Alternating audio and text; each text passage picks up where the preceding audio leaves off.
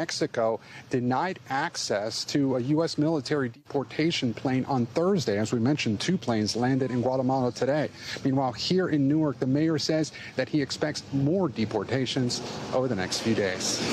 Tonight, a dramatic escalation of President Trump's illegal immigration crackdown.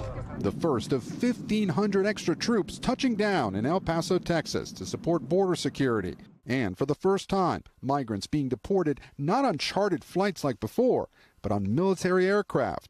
2 flights landing this morning in Guatemala. We're getting the bad, hard criminals out. These are murderers. These are people that have been as bad as you get.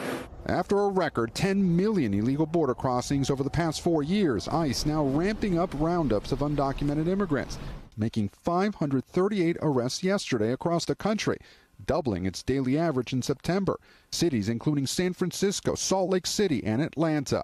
In Newark, New Jersey, this surveillance video appears to show ICE agents making arrests. City officials and immigrant advocates say ICE agents raided this local business, arresting 3 undocumented immigrants and briefly detaining an American citizen, a military veteran, while they asked him for documentation. They were scrambling up delivery ramps. They were banging down bathroom doors to make sure no one was hiding inside.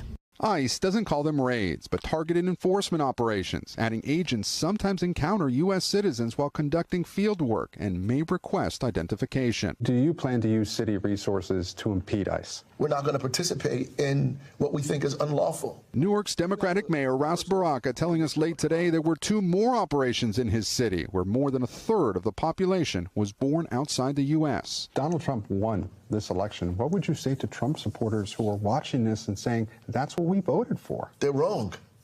I would say you're wrong. You were wrong then, and you're wrong now. Meanwhile, according to this internal memo obtained by NBC News, the Trump administration is reversing another Biden border policy, allowing ICE officials to quickly deport migrants who were legally allowed into the country temporarily under the Biden administration.